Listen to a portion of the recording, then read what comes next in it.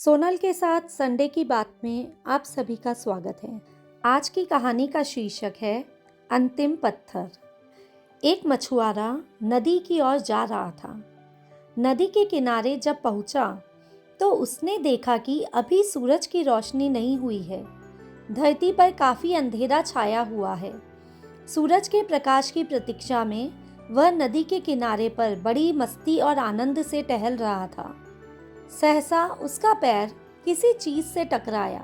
उसने देखा कि एक बहुत बड़ा झोला किसी चीज से भरा हुआ है। बड़ी उत्सुकता से उसने उस झोले में हाथ डाला तो पाया कि बहुत बड़े बड़े चमकीले पत्थर हैं। समय बिताने के लिए मछुआरा झोले से एक एक पत्थर निकालकर नदी में फेंकता गया।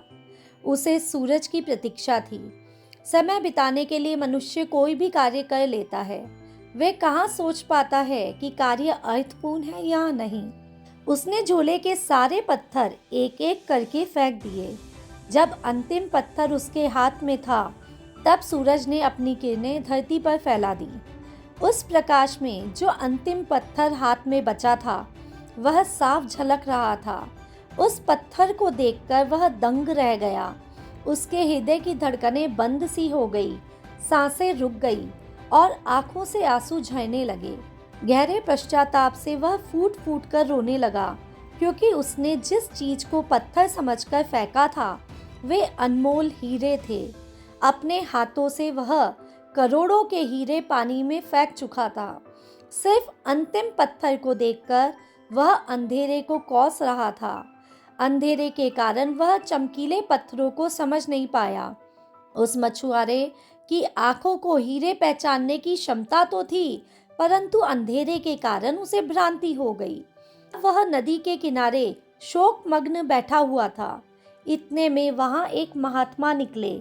उन्होंने उसका दुख जानकर कहा, बेटे रो मत, क्योंकि तुम अभी भी सौभाग्यशाली हो। तुम्हारा यही सौभाग्य है।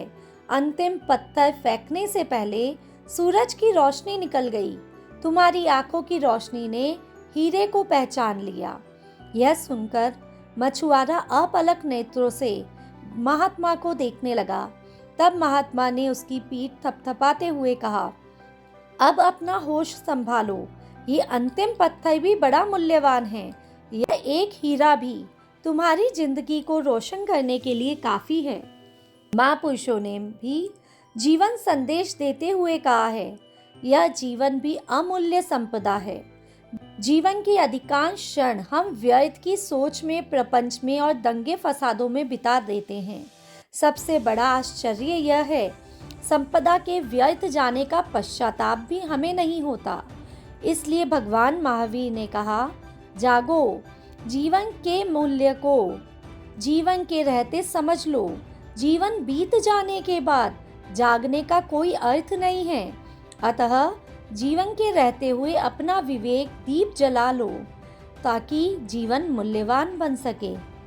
जीवन को दिशाएं देती हुई कहानियाँ आपको पसंद है तो आप मेरे चैनल को लाइक कीजिए, शेयर कीजिए और सब्सक्राइब कीजिए।